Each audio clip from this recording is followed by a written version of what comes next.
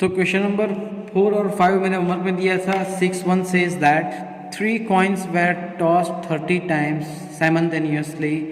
Each time the number of heads occurring was noted down as follows. ठीक है, मतलब एक कॉइन को 30 मतलब 3 कॉइन को एक साथ में 30 टाइम्स साइमल्टेनियसली टॉस किया और हेड तीनों के ऊपर हेड आए वैसा ऑब्जर्वेशन यहाँ पे नोटिस किया. तो यहाँ पे 0 है, मतलब कि पहली बार जब उन्होंने कॉइन टॉस किए तीनों के ऊपर तो टेल्स आए होंगे. हेड्स कितना है 0.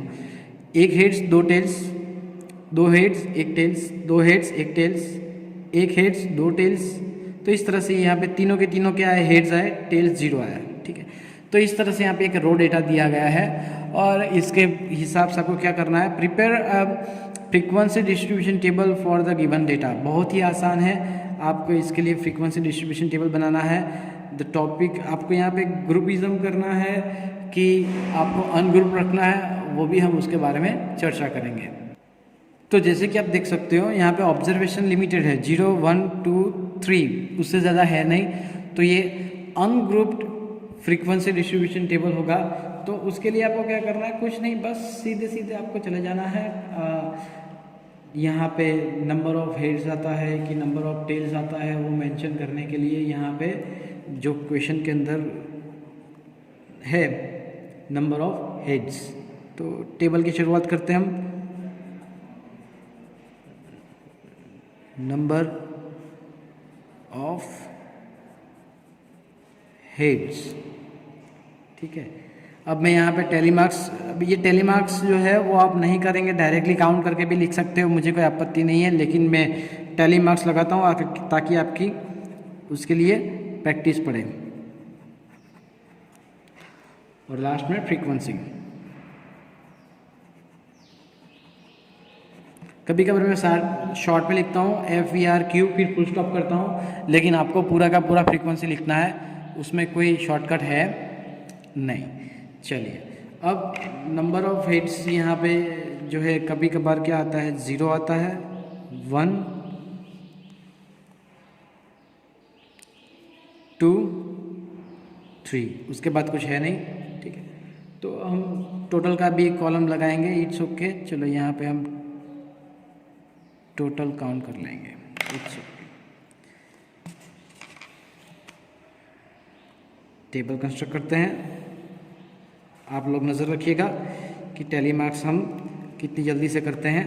फटाफट आपको टैली मार्क्स कंप्लीट करने हैं ताकि दिक्कत ना हो.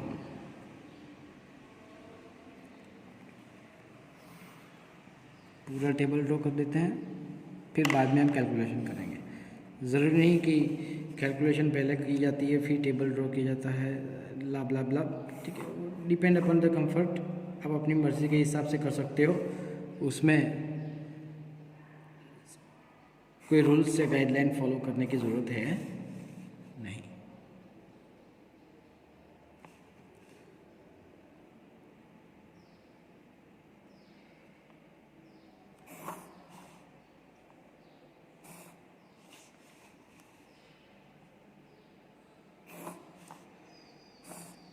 Our table is ready. Now it's time to do the work on the data. Now see, as you can see over here, first is 0. ठीक है, अब देखो डायरेक्टली काउंट करके भी लिख सकते हो. 0 1 2 3 4 5 6. छोटा सा डेटा है तो एग्ज़ाम के अंदर ये आप पोर्शन ना करें, डायरेक्टली फ्रीक्वेंसी लिख सकते हो. अनग्रुप फ्रीक्वेंसी डिस्ट्रीब्यूशन टेबल के अंदर, किसके लिए अंदर, अनग्रुप के अंदर ही लिख सकते हो. ग्रुप के अंदर ऐसा करना मत, वरना दिक्कत हो जाएगी बहुत बड़ी. ठीक है, आई रिपीट, 1 2 3 4 5 6. तो ये हो गए यहाँ पे 0 कितने, फ्रीक्वेंसी उसके 6 है. चलो मैं यहाँ पे टैली मार्क उल्टा भी कर देता हूँ, 1 2 3 4 5 6. ये तरीका नहीं है, मैं प्रॉपर तरीका नहीं है, मुझे पता है. चलिए अब आगे बढ़ते हैं हम. 1, उसके बाद है 2 टाइम्स, फिर अगेन 1 2 3 1 3 0 हो गया, 1 3 1 1 1 1 2 2 2 2 1 2 1 1 2 1, तो ये रहा 1 2 1 3 3 1 1 1 1 2 3 2 3 2 2 2 2। चलिए ठीक है, तो यहाँ पे हमारा काम हो गया है बहुत ही आसानी से।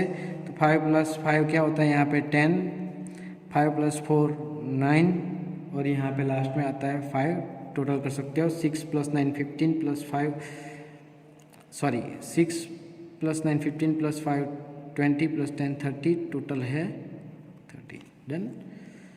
तो बस फ्रीक्वेंसी डिस्ट्रीब्यूशन टेबल बनाना था, बहुत ही आसान था। तो मैंने यहाँ पे फ्रीक्वेंसी डिस्ट्रीब्यूशन टेबल बना दिया है, तो प्लीज़ उसको कॉपी कर लें। Thank you very much. Question number 7 says that the value of pi up to 50 decimal places is given below 3.141592653 so on. Make a frequency distribution of the digits from 0 to 9 after the decimal point. अब यहाँ पे बोला गया है 0 to 9 after the decimal point, मतलब यहाँ पे कोई ग्रुपिज्म नहीं है, बोला ही नहीं गया कि क्वेश्चन के अंदर ग्रुप फ्रीक्वेंसी डिस्ट्रीब्यूशन टेबल बनाओ। ठीक है, तो हम यहाँ पे कोई ग्रुपिंग नहीं लगाएंगे, डायरेक्टली आपको सिर्फ और सिर्फ क्या करना है, आंसर नंबर 1। ठीक है, किस तरह से इसका आंसर लिखना है, तो सबसे पहले यहाँ पे आएगा डिजिट्स। क्लासेस तो है नहीं, तो हम क्लासेस नहीं लिख सकते।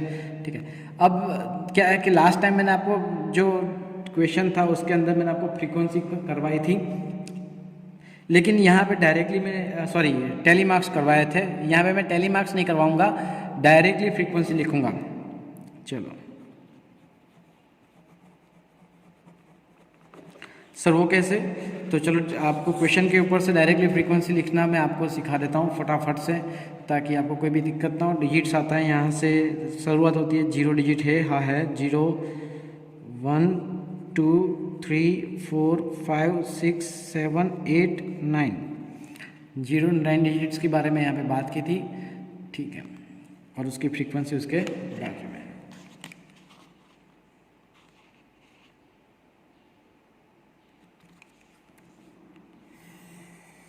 टोटल का लास्ट में हम रखेंगे।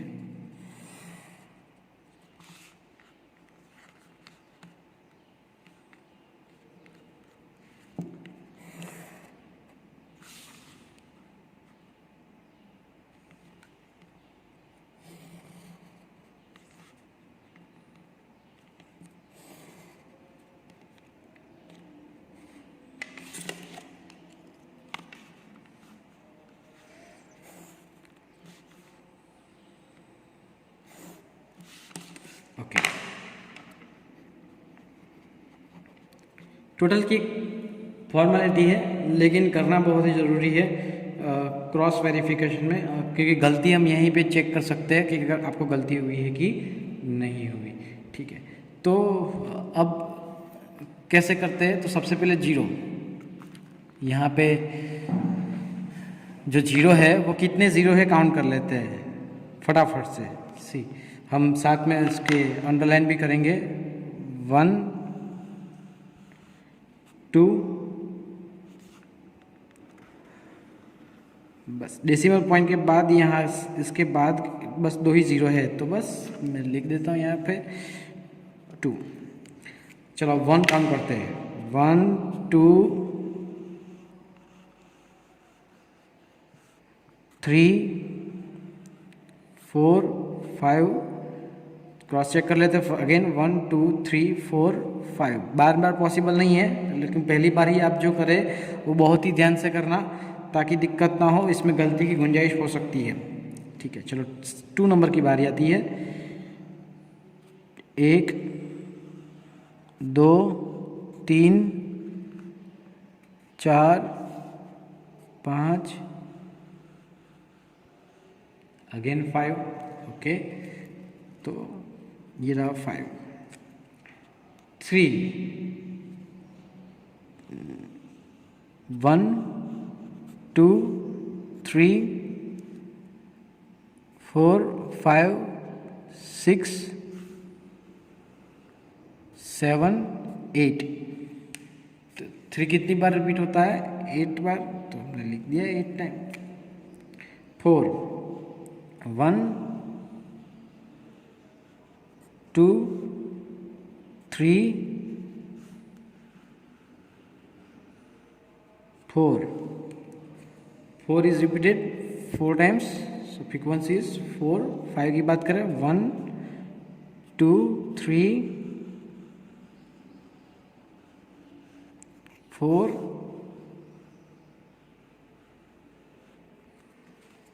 5। what a coincidence, 4 is repeated 4 times, 5 is repeated 5 times। मैं साथ में लिखते भी जाता हूँ तो आपको पता चले। Now it's about 6। तो 6 कितनी बार रिपीट हुआ है चेक कर लेते हैं जरा। 1 2 3 4। so 6 is repeated 4 times, so I am going to write 6 is repeated 4 times। now let me check the 7th digit। 7 की बात करें 1 2 3 4 डन। तो 7 भी कितनी बार रिपीट हुआ है? 4 times, frequency is 4। Now 8 and 9। चलो हम पहले 8 ख़त्म कर देते हैं, फिर 9 भी ख़त्म करेंगे। तो 8 के लिए सबसे पहले यहाँ से शुरू करते हैं, पीछे से। 1 2 3 4 5। so 8 is 5 times। चलो 9th की बात करें 1 2 3 4 5 6 7 8। तो 9 जो है वो 8 टाइम और 8 है वो 5 टाइम, ठीक है। और मैंने यहाँ पे मेंशन कर दिया, I am sorry for that. Total करना चाहो तो आप टोटल कर भी सकते हो, ठीक है। तो चेक कर लेते हैं, मैं टोटल कर देता हूँ एक बार। So it's clear, the total is 50, ठीक है। तो हमारा नेक्स्ट क्वेश्चन है कि what are the most and least frequently occurring digits. तो सेकंड का आंसर मैं लिखता हूँ, यहाँ पे लिखता हूँ second one, the most occurring digit are, ठीक है। अब सर क्यों ऐसा लिखा, तो मैं बताता हूँ कि सबसे ज़्यादा यहाँ पे ये रिपीट हुआ है 8 टाइम्स, ये भी रिपीट हुआ है 8 टाइम्स। कौन है वो? 9 एंड 3। So 3 and 9। चलो दूसरा, इसी के अंदर दूसरा है and the least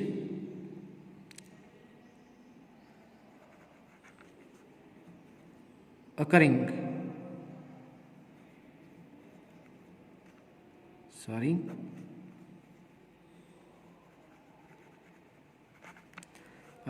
digit is, चलो सबसे कम बार जो रिपीट हुआ है, कौन सा नंबर रिपीट हुआ है? यहाँ पे देखो 0 रिपीट हुआ है 2 टाइम्स, तो ये यहाँ पे आंसर आता है 0। दैट्स इट, ठीक है। तो ये रहा क्वेश्चन नंबर 7th का जो है वो फर्स्ट एंड सेकंड डन, ठीक है। तो यहाँ पे क्वेश्चन नंबर 8 जो है वो मैं आपको होमवर्क में देता हूँ। कृपया करके उसको अच्छे से परफॉर्म करना। हम शुरुआत करते हैं क्वेश्चन नंबर 9 से। Please pay attention over here. Question number 9 says that a company manufactures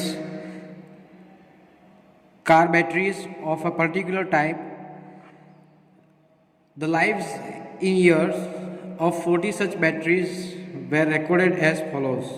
These are the raw data given to you, and you have to find out what you have to construct a frequency distribution table which is given in the question. I had not written over here. And the constructed group frequency distribution table for this data using class intervals of size 0.5 from the interval 2 to 2.5. तो हमें जो class interval है, ठीक है, वो शुरुआत कहाँ से करनी है? 2 से लेकर 2.5 से करनी है, और क्लास साइज़ कितनी रखनी है? 5 की, जो कि क्वेश्चन के अंदर बताया गया है। तो पहला हमारा क्लास होगा 2.0 से 2.5, फिर दूसरा होगा 2.5 से 3.0, मैं मिस्टेक, चलो 3.0 से 3.5। तो सर अब कहाँ तक लिखेंगे? तो मैक्सिमम ऑब्जर्वेशन चेक करना है आपको। यहाँ पे है 4.1, 4.5, 4.6, 4.6 मैक्सिमम, 4.6, यस 4.6 अगेन। तो सबसे बड़ा ऑब्जर्वेशन 4.6 है, तो मैं 5 तक ले जाना है, बस, फिर टेंशन नहीं है। तो ये 3.5 के बाद आता है यहाँ पे 3.5 टू 4.0, 4.0 टू 4.5 एंड 4.5 टू 5.0, ठीक है। नाउ ये जो डेटा है उसमें से हमें टैली मार्क्स लगाने हैं। फटाफट से हम टैली मार्क्स लगा देते हैं। सी 2.6 it accompanied between 2.5 to 3.0. So I will start here 2.6 between 2.5 to 3.0. 3.0 will be accommodated between 3.0 to 3.5. Second one done. 3.7 over here. Again 3.2 over here. 2.2 over here. 4.1 over here, 3.5 over here, 4.5 over here, 3.5 over here, 2.3, 2.3 over here, 3.2 over here, 3.4, the same one, 3.8, 3.2, 4.6, 3.7, 2.5, 4.4, 3.4, 3.3, 2.9, 3.0, 4.3, 2.8, 3.5, 3.2, 3.9, 3.2 two times, 3.2 one time, 3.2 second time, 3.1 the same one, 3.7 the down one, 3.4, 4.6, 3.8, 3.2, 2.6, 3.5, 4.2, 2.9, 3.6 last. Okay, so here frequency हमने फटाफट से, तो किस में कौन accompanied होता है वो तो आप सभी को पता है, बस हमें तो लिखने की देर है। अब यहाँ पे इसका आंसर आता है 2, यहाँ पे है 6, यहाँ पे है 14, देयर इज 11, 4 एंड 3, लास्ट में हम टोटल करेंगे तो हो जाएगा, कितना हो जाएगा टोटल 40। ठीक है, तो आपको यहाँ पे जो आंसर है वो यहाँ से देखकर कॉपी नहीं करना है, आपको जो आंसर है अपने आप फाइंड करना है। फिलहाल ये जो टेबल है वो कंप्लीट होता है, सिर्फ और सिर्फ फ्रीक्वेंसी डिस्ट्रीब्यूशन टेबल ही फाइंड करना बोला था, तो उनके कंडीशन के तो हिसाब से हमने टेबल कंस्ट्रक्ट कर लिया। ठीक है, तो अब यहाँ पे हमारी एक्सरसाइज ख़त्म होती है, नई एक्सरसाइज हम स्टार्ट करेंगे, लेकिन उससे पहले मैं कुछ कहना चाहूँगा कि जो नई एक्सरसाइज है उसके अंदर कुछ टॉपिक डिलीटेड है, मतलब कि जो टॉपिक डिलीटेड है उसके हम क्वेश्चन नहीं करवाएंगे। सबसे पहले तो फ्रीक्वेंसी पॉलीगॉन पूरा टॉपिक डिलीटेड है, तो सिर्फ हमारे पास एक हिस्टोग्राम रहता है, लेकिन उसका बेस इक्वल होना चाहिए। वो क्या है सब कुछ मैं इंफॉर्मेशन आपको डिटेल में बताऊँगा, फिर आप इस जो आखिरी क्वेश्चन है उसको आप अच्छे से कॉपी कर लें। Thank you very much.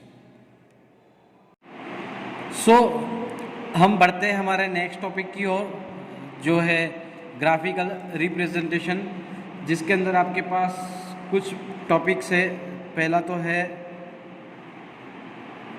Bar graphs,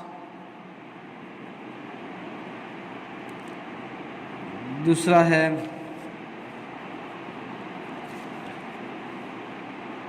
histogram, और हिस्टोग्राम ख़त्म होने के बाद आपके पास नया एक टॉपिक समझने को था, जो कि है frequency polygon.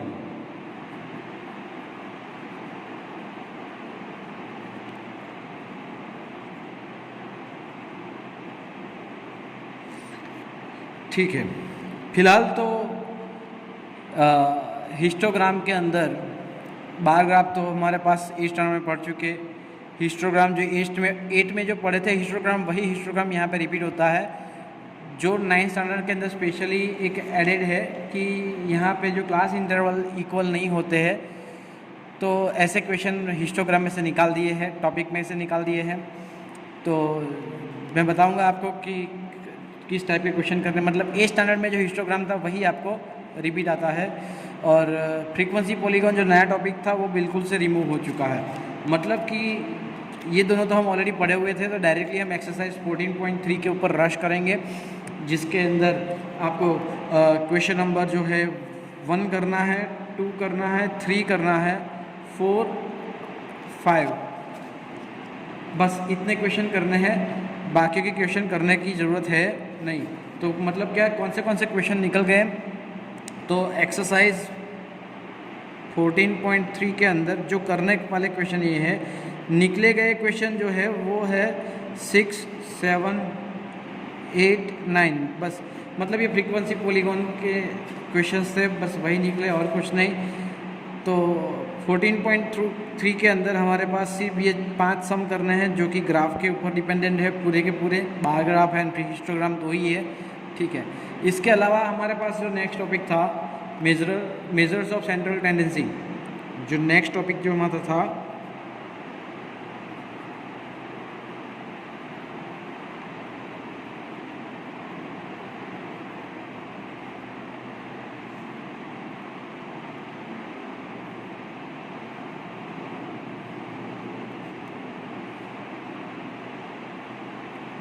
Measure of central tendency, मतलब मीन मीडियन मोड, जो कि यहाँ पे सिर्फ और सिर्फ अनग्रुप डेटा का ही दिया गया है। मतलब एक्सरसाइज 14 पॉइंट जो हमारे आता था 4, तो वो सब कुछ यहाँ पे रिमूव हो चुका है, तो मतलब ये पोर्शन भी हमारा निकल गया है।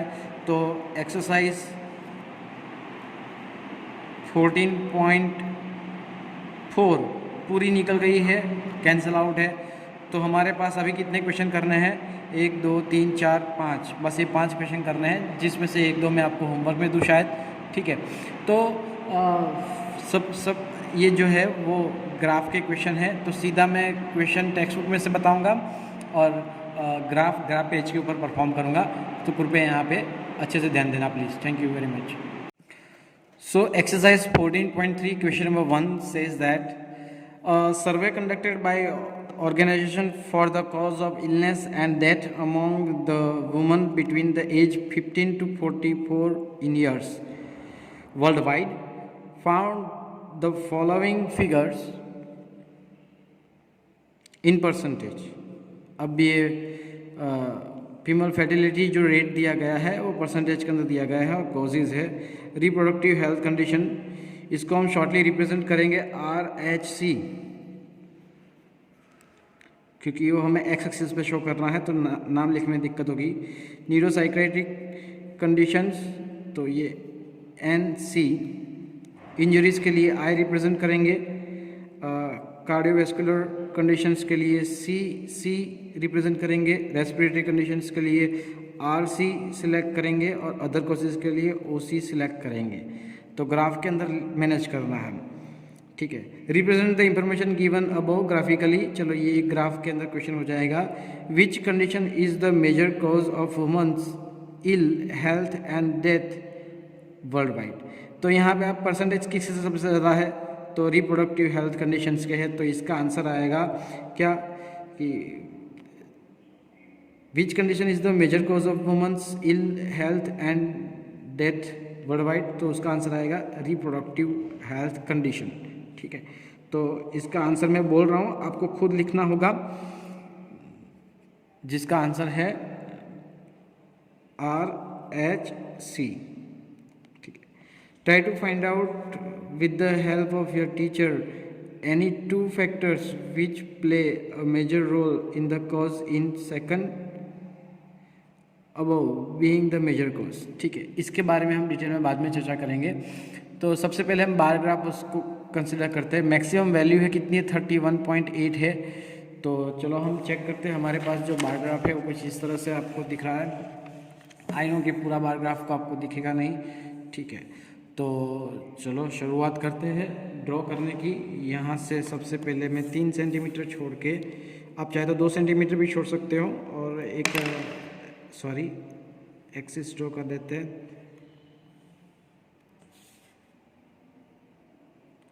अब ये इंफॉर्मेशन बार ग्राफ में ड्रॉ करनी है, तो आपको पता ही है, मैं यहाँ पे एक्सिस नहीं लूँगा, लिखूँगा नहीं, आपको पता चल जाना चाहिए। और 2 सेंटीमीटर छोड़ने के बाद चलो, I hope you can see this. अब ये तो पूरा पेज घूमता रहेगा, फिक्स नहीं है, ठीक है ना। जैसा कि आप यहाँ पे देख सकते हो कि दोनों एक्सिस आ चुकी है, और आपको यहाँ पे कुछ डेटा रिप्रेजेंट करना है। तो ये जो पहला बॉक्स है, ठीक है, वो मैं किसके लिए सिक्योर करता हूँ, RHC के लिए। तो यहाँ पे आएगा RHC, आई होप आपको दिखेगा।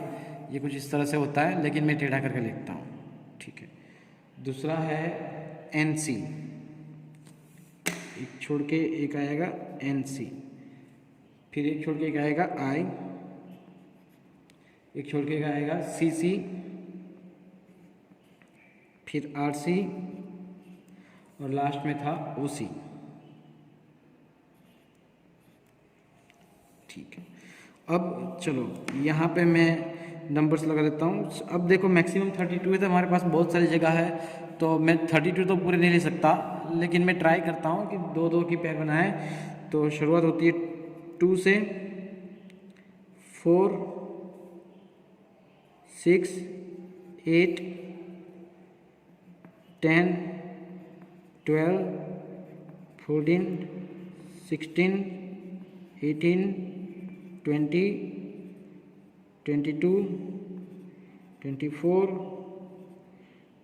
26, 28, 30 और लास्ट में 32।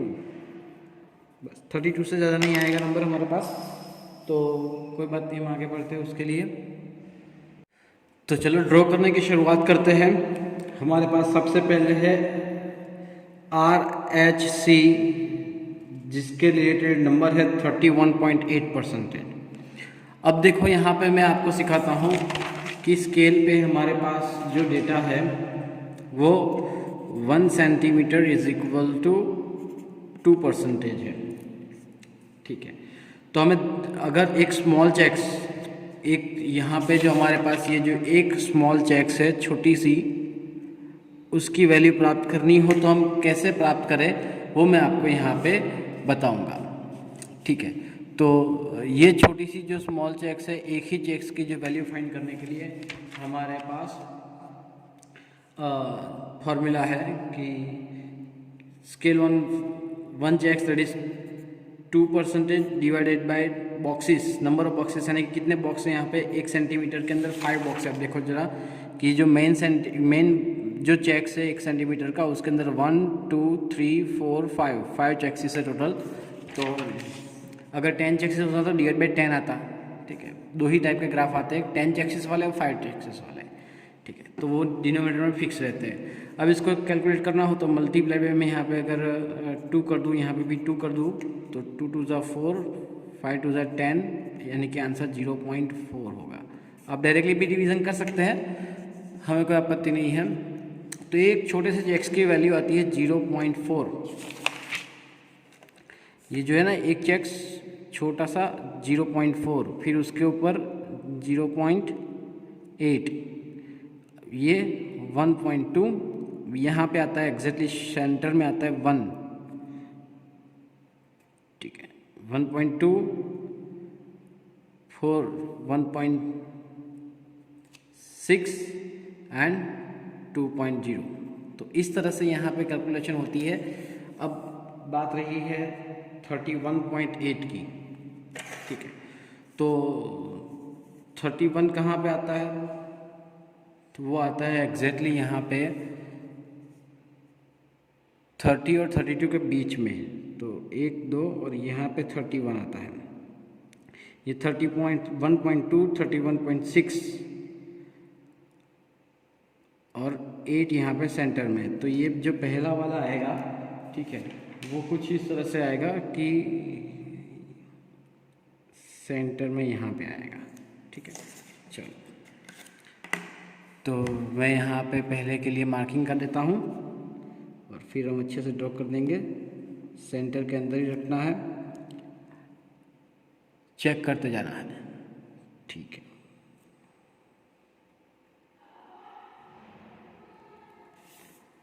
सॉरी थोड़ी गलती हो गई है, मैं रब करके चेंज कर देता हूँ।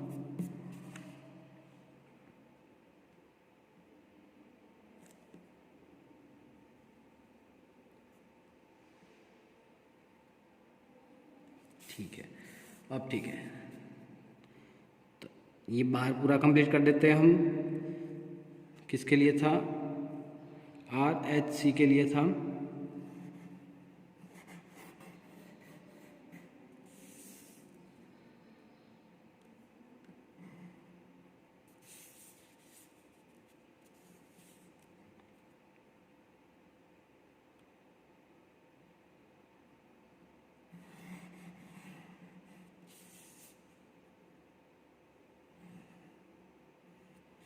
चलिए और आगे बढ़ते हैं हमारे सेकंड की ओर। सेकंड नंबर पे जो हमारे पास डेटा था, ठीक है, वो किसके लिए था,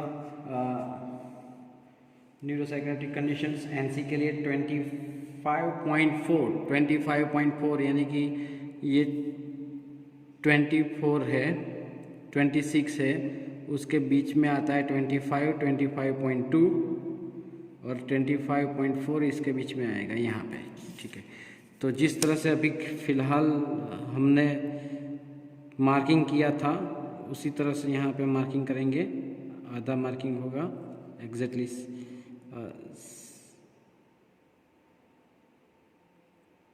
जी। ठीक है, और पूरा हम यहाँ पे बार कंप्लीट कर देते हैं।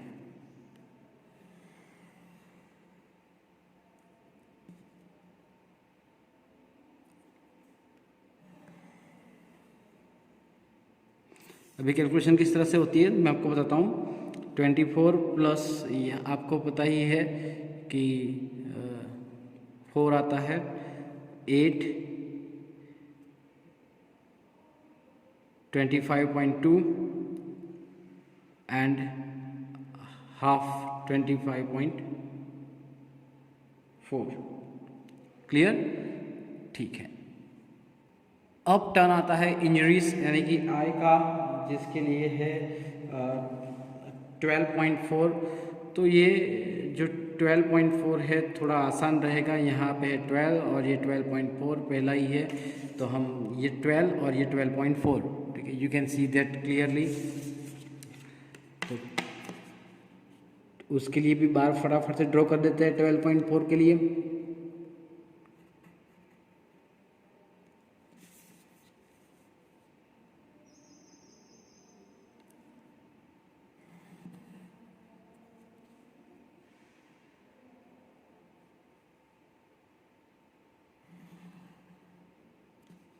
ट्वेल्व पॉइंट फोर कंप्लीट, ठीक है।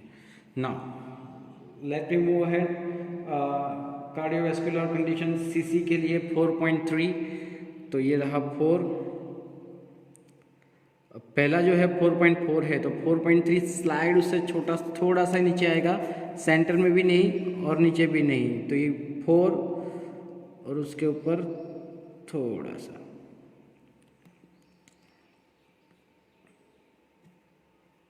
कुछ इस तरह से। ऊपर की लाइन को टच नहीं करना चाहिए वरना वो 4.4 चला जाएगा, तो वो ध्यान रखना है आपको। 4.3 हाफ से ज़्यादा लेकिन कंप्लीट नहीं, ठीक है। आप देख सकते हो बहुत ही अच्छे से मैंने ड्रॉ किया है, ठीक है। Okay, now the next is respiratory condition RC 4.1। Similarly 4.1 जो है वो 4 और उससे थोड़ा सा एक पॉइंट ऊपर आएगा, ज़्यादा नहीं, टच नहीं करवाना है, लेकिन आधे से छोटा। You can see the gap, बहुत ही अच्छे से आपको छोटी सी गैप रखनी है, आधा भी नहीं ले जाना, आधा ले जाएंगे तो भी दिक्कत हो जाएगी। तो अप्रोक्सीमेटली इस तरह से हम परफॉर्म कर सकते हैं। यू कैन सी दैट, आप यहाँ पे देखो ये नीचे से नज़दीक है और यहाँ पे देखो ये ऊपर से नज़दीक है, लेकिन बीच में नहीं है, दिखा आपने, ठीक है। तो उस तरह से आपको ड्रॉ करना है। लास्टली अदर कॉजेज जो है वो 22.0, बहुत ही आसान 22 नंबर पे हमारे पास है। अदर कॉजेज के लिए 22, जो कि हम डायरेक्टली मेन स्केल पे ही है, तो उसको कन्वर्ट करने के लिए कोई टेंशन नहीं लेना है। ये 22,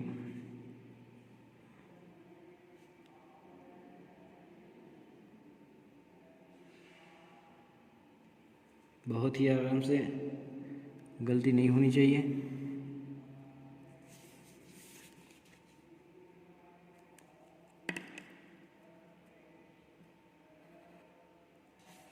ठीक है, तो आप देख सकते हो ये ग्राफ मैंने कंप्लीट किया हुआ है। किस तरह से कंप्लीट किया है, कैसे मैंने कैलकुलेशन की है, वो सारी यहाँ पे इंफॉर्मेशन है, ठीक है। और उसके जो क्वेश्चन है वो हम उसके क्वेश्चन के लिए जाते हैं। स्केल हमारे पास लिखा हुआ है on Y axis 1 centimetre is equal to 2 units. ये जो क्वेश्चन है हमारे पास वो है एक्सरसाइज 14.3 का क्वेश्चन नंबर फर्स्ट। उसका ग्राफ मैंने यहाँ पे ड्रॉ किया है, kindly check it out please. Thank you very much.